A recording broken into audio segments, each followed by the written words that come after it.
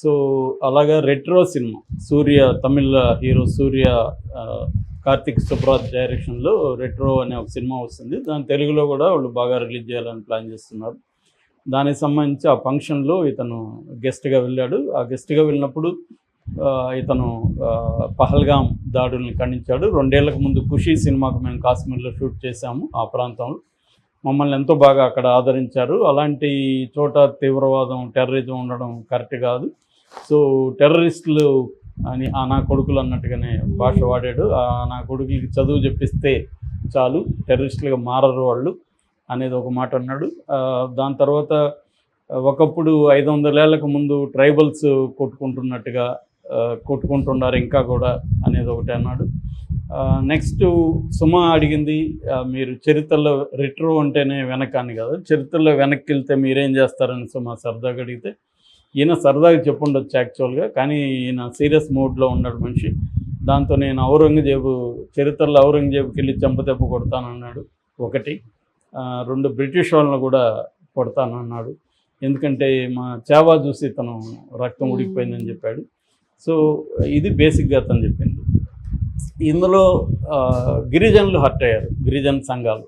ఎందుకంటే మమ్మల్ని గిరిజనులు కొట్టుకున్నట్టు, అంటే అనాగరికులు గిరిజనులు వాళ్ళు కొట్టుకుంటున్నట్టు, అంటే మిగతా సమాజంలో మిగతా వర్గాలు ఎవరు గొడవలు పడలేదా, యుద్ధాలు చేసుకోలేదా, గిరిజనులు మాత్రమే చేశారా అనేది వాళ్ళ వాదన. అందువల్ల క్షమాపణ చెప్పకపోతే మేము ఇతని సినిమాలను అడ్డుకుంటాం అది ఇదని గిరిజనులు చేశారు.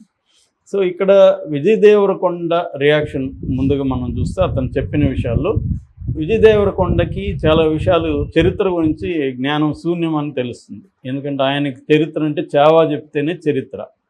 సో ఔరంగజేబుని చెంపదెబ్బ కొడితే ఔరంగజేబు గమ్మున ఉంటాడా? ఫస్ట్ ఆఫ్ ఆల్ ఇతను తాడ తీస్తాడు, అది ఒకటి. రెండోది అంటే ఏదో ఒకటి చెప్పడం, నేను కూడా దేశభక్తి అని చెప్పుకోవడం అనేది ఈ మధ్యకాలంలో బాగా పెరిగింది. వీడు కెనడాలో ఉంటాడు, లేకపోతే అమెరికాలో ఉంటాడు, లండన్లో ఉంటారు, కానీ దేశభక్తి మాత్రం సోషల్ మీడియాలో పొంగి పొరులుతూ ఉంటారు. ఈ దేశభక్తి అని పోస్టులు పెట్టే వాళ్ళందరినీ మిలిటరీలో బలవంతంగా కానీ తీసుకెళ్ళిపోయి యుద్ధానికి రండ్రా అని కాశ్మీర్ తీసుకెళ్తే ఒక్కడు కూడా పోస్ట్ పెట్టాడు. ఎందుకంటే యుద్ధంలో వెళ్ళని వాళ్ళే యుద్ధం చేయమని అడుగుతారు తప్ప నిజంగా యుద్ధం చేసే వాళ్ళకి యుద్ధం వద్దనే ఉంటుంది. ఎందుకంటే యుద్ధం అంటే మీనింగ్లెస్. వాళ్ళు కొట్టుకోవాలి కదా, ఎవరో తెలియని వాడిని వీడు చంపాలి, తెలియనివాడి చేతిలో వీడు చనిపోవాలి, కాళ్ళు చేతులు పోతాయి అనే. ఇప్పుడైతే యుద్ధం అంటే ఓన్లీ సైనికులే చనిపోరు, సామాన్య ప్రజలు కూడా విపరీతంగా చనిపోతారు. ఇప్పుడు మనకి అక్కడ చూడండి, ఇజ్రాయెల్ మీద హమాస్ ఉగ్రదాడి చేసి 1000 మందిని ప్రజల్ని చంపింది. అది హమాస్ చేసిన అతిపెద్ద తప్పు. సరే, హమాస్ని వరకే చంపుదామని వీళ్ళు అనుకోలేదు. హమాస్కి ఆశ్రయం ఇచ్చినందుకు అక్కడ గాజాలో 50,000 మంది ప్రజల్ని ఇప్పటికి చంపారు. అందులో 25,000 మంది చిన్న పిల్లలు, 5 ఏళ్ల లోపు పిల్లలు. సో ఇంత మారణహోమం క్రియేషన్కి యుద్ధం అనేది దారితీస్తుంది. సో కాబట్టి మన దేశంలో ఒక టెర్రరిస్ట్ అటాక్ జరిగినప్పుడు దానికి కొన్ని పద్ధతులు ఉంటాయి. ఆ దేశాన్ని డీల్ చేసేటప్పుడు అది మోడీ ప్రభుత్వం చేస్తుంది. ఆల్రెడీ మన డిప్లొమాటిక్ ఆంక్షలు విధించింది, పాకిస్తానీ పౌరులను వెళ్ళిపోమనింది. అన్నిటికంటే ఇంపార్టెంట్ ఏంటంటే సింధు నది జలాలని ఆపేయడం అనేది కష్టం కావచ్చు, కానీ చాలా విషయాలు చేయొచ్చు. ఇవాళ జేలం నది వరదలు పాకిస్తాన్లో పెద్ద ఎత్తున ఉంది. అది మన ప్రభుత్వమే కావాలనే నీళ్లు పెద్ద ఎత్తున వదిలేసిందని చెప్తున్నారు. ఇవన్నీ కూడా పాకిస్తాన్ని బాధ పెట్టాలనుకుంటే యుద్ధం కాకుండా అనేక పద్ధతులు ఉన్నాయి. యుద్ధం అనేది ఎక్స్ట్రీమ్కి వెళ్ళిపోతే యుద్ధం ఎక్కడికి వెళ్తుంది? యుద్ధం అనేది ఫైనల్గా ఆటమిక్ వార్గా మారిపోతుంది.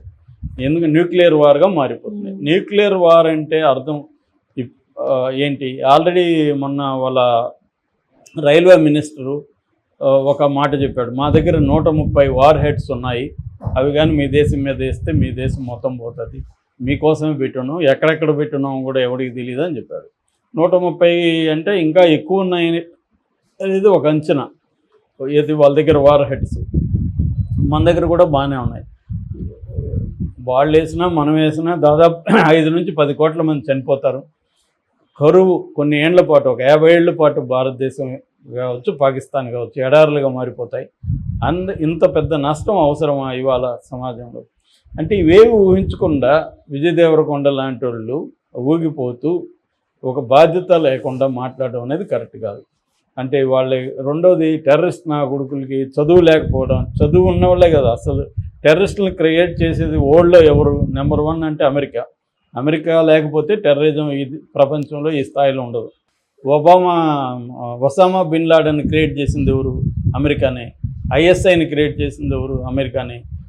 మొన్న పాకిస్తాన్ డిఫెన్స్ మినిస్టర్ క్లియర్గా చెప్పాడు, మేము అమెరికా, యూకే, మిగతా దేశాల కోసం 3 దశాబ్దాలుగా టెర్రరిజాన్ని మేము నడిపామని ఆయన ఓపెన్గా అమెరికన్ మీడియాతోనే చెప్పాడు. అంటే ఇలాగా ప్రపంచంలో టెర్రరిస్టులను తయారు చేస్తున్నది అమెరికా. మరి అమెరికాలో చదువు లేదా?